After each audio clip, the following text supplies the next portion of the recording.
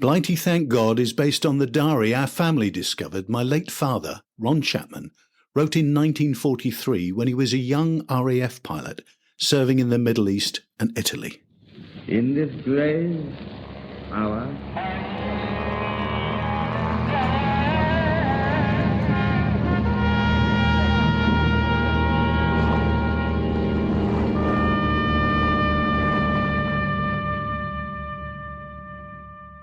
I'm Neil Chapman and a former journalist.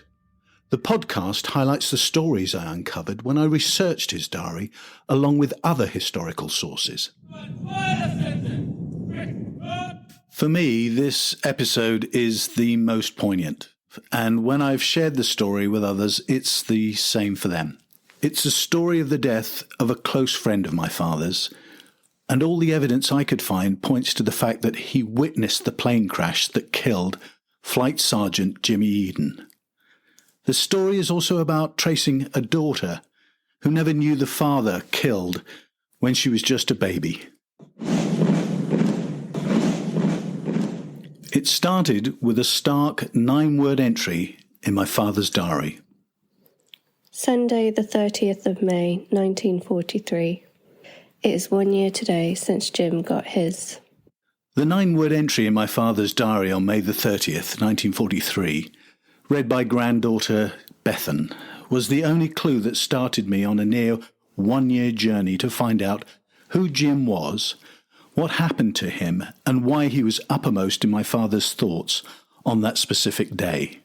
It was a journey that took me to South Africa, and the joy of meeting, virtually, Jim's daughter, Maureen, who was now in her 80s. Sadly, this amazing lady has since passed away. In discovering Jim's horribly tragic story, I realized it is representative of so many other brave young men from that time, buried in lonely cemeteries, thousands of miles from their home, and any relatives who can visit their graves. Through researching my father's diary and other sources, I am certain Jim and he were close friends, and that my father probably witnessed his death and the immediate aftermath, a burning wreckage. And he also would have known that Jim's fate could so easily have been, or could be, his own in the future.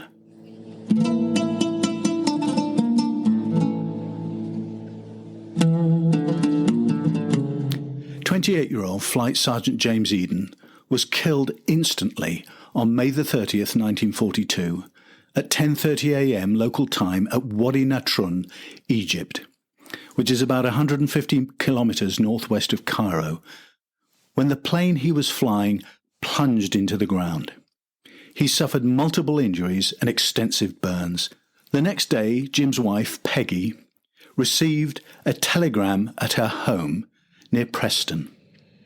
And like so many, she would have heard a knock on her door, opened it to see a young telegraph boy standing there, who then handed her a piece of paper with priority written in red at the top. Her heart must have sunk at the sight of him. Deeply regret to inform you that your husband, number 1021398, Sergeant James Eden, lost his life on the 30th of May 1942 as the result of an aircraft accident. Stop. Letter follow. Stop. Please accept profound sympathy from Records Telex Gloucester. Then came a typed letter from the Air Commodore in charge of the nearest RAF records office. The Air Council desire me, in conveying this information, to express their sympathy and deep regret at your husband's death in his country's service. I am, dear madam, your obedient servant for Air Commodore, Air Officer in charge of records. Jimmy and Peggy met and married through their love of music and theatre. Peggy, known for her charm and stunning looks, played a principal boy in the local panto, while Jim was in the orchestra, a violinist. He worked in a local hospital, and she was a nurse. He had also been the head boy at a local grammar school. Together they had a little baby girl, Little Margaret, or Maureen as she was known.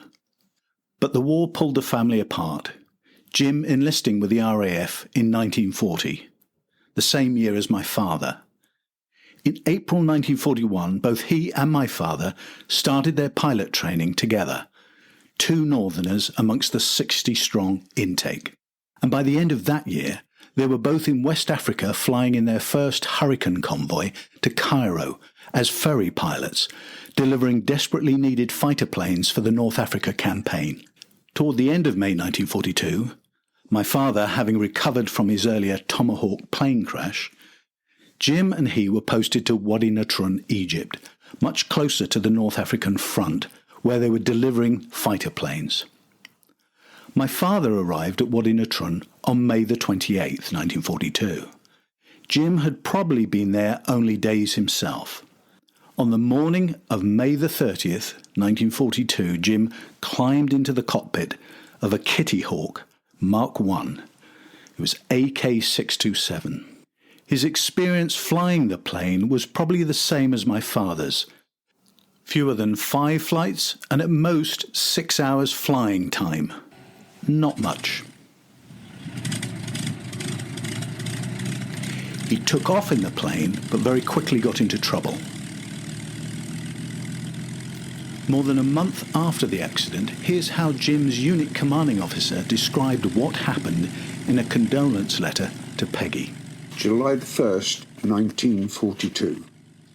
Dear Mrs. Eden, as the commanding officer of the unit in which your husband was serving at the time of his death, I desire to express my deepest sympathy with you. Sergeant Eden was killed whilst delivering a fighter aircraft to the Western Desert. We saw he was in difficulties after taking off. He spun in from a low height and was killed instantly. Your husband has been with this unit since its formation, and during his service with us proved himself a capable, keen and willing comrade in arms. He was very popular in the mess and always cheerful. He made many friends whilst with us. He was buried in the Mustada. So that's how, in my father's own words, Jim got his. A phrase that almost predetermines the prospect of death for any of the ferry pilots. The investigation's official verdict into the accident was cause unknown. But I believe, with hindsight, there were factors that led to the crash. Apart from Jim's limited experience, here's what could have happened when he flew a plane that is now regarded as one of the worst of its type during the war. After starting the engine, takeoff had to happen quickly, otherwise the cooling system would boil over. But the plane was sluggish at climbing, partly because the engine was never quite powerful enough for the plane's airframe.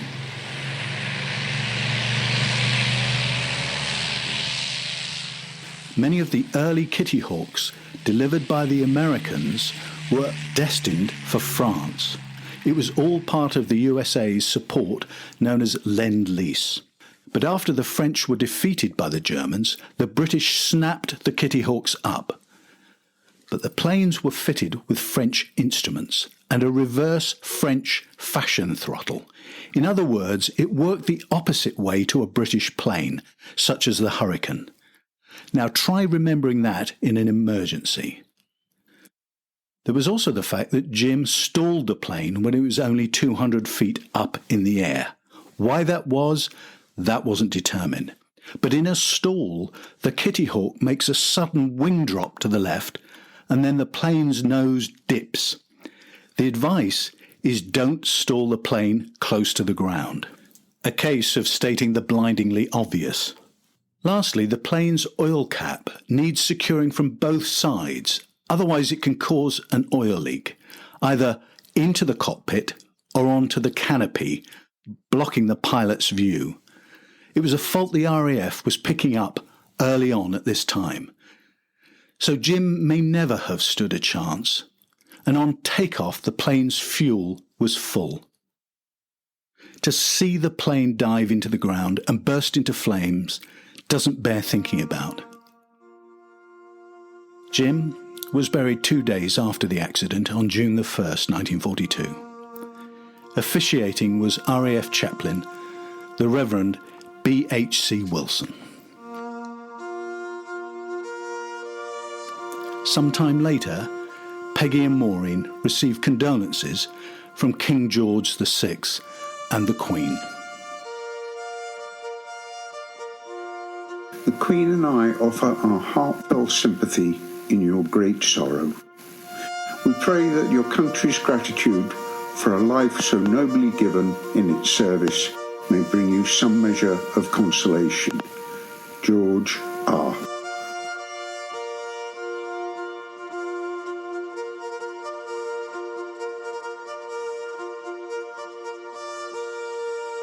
Peggy, now a young war widow.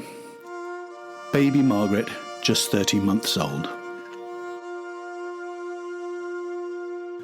When I first read the 9 words in my father's diary, I was somewhat perplexed, but I knew that they had a deep meaning for him. Thanks to a range of sources, it was possible to build upon the little information which I started with in order to discover Jim's tragic story.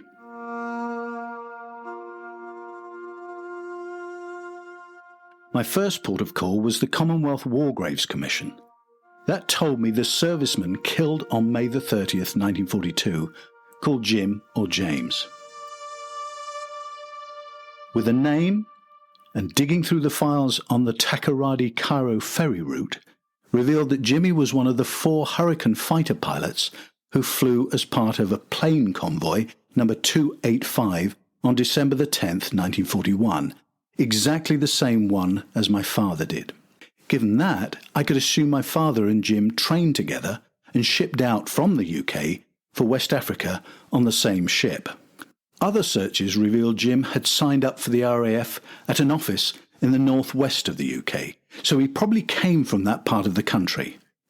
That gave me enough information to help someone who loved to delve into ancestry websites to discover Jim had living relatives, granddaughters, and the daughter who was just 13 months old when her father died. Margaret, or Maureen, was now in her 80s and lived in South Africa. We all met up on Zoom, sharing information and photos that helped Maureen and me to build up a clearer picture of our fathers. Thanks to the photos she shared, I was able to identify Jimmy in pictures that were in my father's photo album, group shots of the training locations they had both attended. Here are some lovely words we exchanged by email. My sense of loss and curiosity about my father has been with me constantly, and to receive this personalised revelation at age 80 is more than I could ever have hoped for. I do feel nearer to my dad, and I'm so proud of him. You have inspired me to write our family story, and I am well into it and totally absorbed. Anyway, this girl is going for it. May this girl rest in peace. The day after the anniversary of Jim's crash, which he mentioned in the diary, my father also talks about another incident involving a colleague of his. Monday the 31st. Had dinner, sub cheese, then pictures, not so hot. Hear Tucker pranged at Massera. All okay except observer, not in his own crew. He was killed. Burnout. By the end of May 1943, my father had been away from his home base of Habernia for 6 weeks. 6 weeks without any mail from family, a vital link for any of the airmen during war. Flight Sergeant Tucker had kindly brought his mail specially when he flew down to Sharjah, where my father was at the time. Tucker then flew on to a small island off the coast of Oman. As he came into land, there was a dust storm, and the engine cut out. Everyone escaped except the 21-year-old navigator, Sergeant William Simmons, from Hove. He remained trapped inside the burning aircraft, and he's buried in Basra, Iraq. For too many airmen, a sudden, horrific death was just a fact of life they had to live with.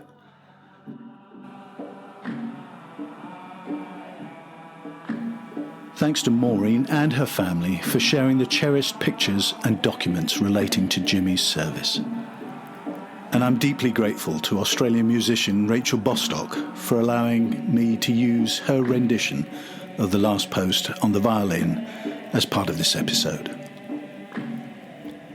To find maps, photographs and other material associated with each episode, as well as the complete diary with my research notes, visit the website blightythankgod.co.uk. The diary extracts are read by Ron Chapman's 8 grandchildren. He'd be proud of all of them.